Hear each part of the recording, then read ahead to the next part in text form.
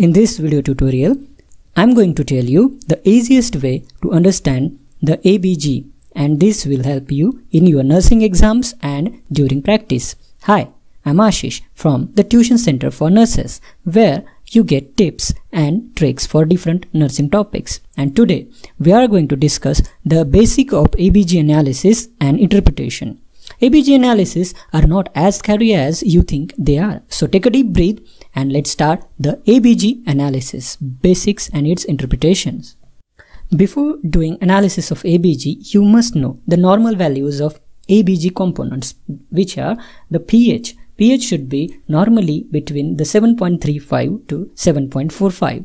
Next is the PaCO2. The normal range should be between 35 to 45 mm of Hg. Next component is HCO3, which should be between 22 to 26 milli equivalent per liter.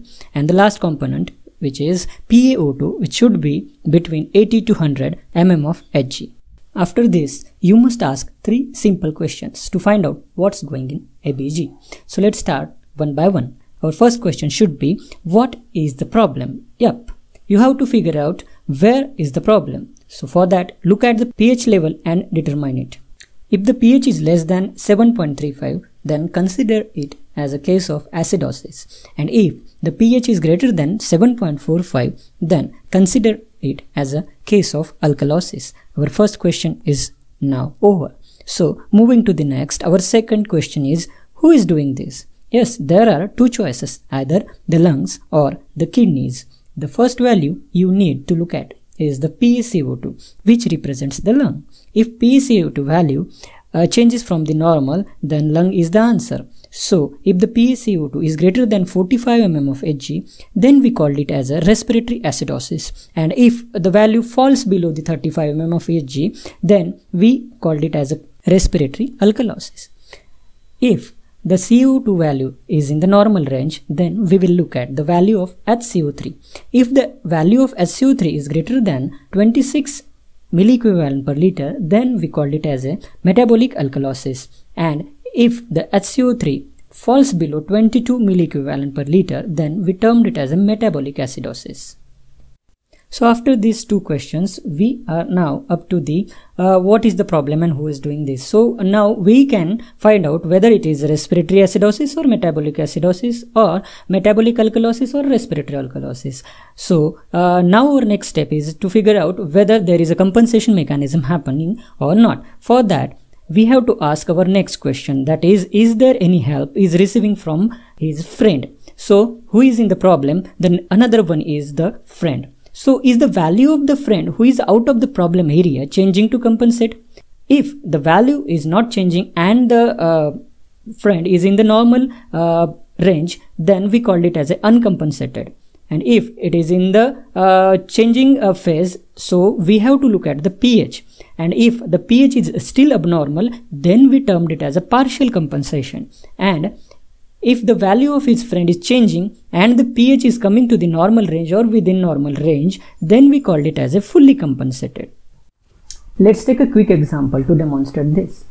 Here the pH is 7.33, the PaCO2 is 55 mm of Hg and HCO3 26 milliequivalent per liter. So our first question is, what is the problem? So we will look at the pH. So the pH is less than 7.4, so answer is acidosis. Our next question is, who is doing this? So for that, we have to first look at the PaCO2 value. The PaCO2 value is 55, which is higher than normal. So we will think that the problem is respiratory first. Then HCO3 value is 26, which is within the normal range. And HCO3 value of 26 would not make the pH acidic like that. So we can confirm that the problem is respiratory. So this is respiratory acidosis. And then our next question is there any help is receiving from friend? In this case, the friend will be the kidneys.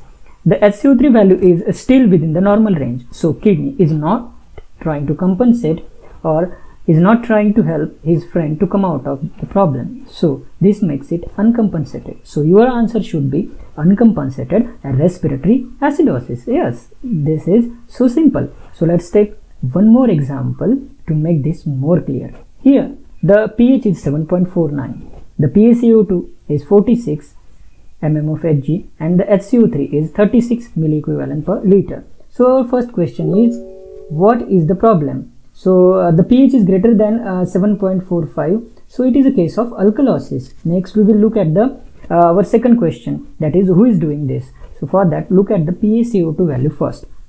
The PaCO2 value is 46, which is acidic, but the pH is basic, so we know that the lungs are not doing this, and therefore it is not a respiratory problem. So that CO3 value is 36, which is higher than normal, so the kidney are the one behind this.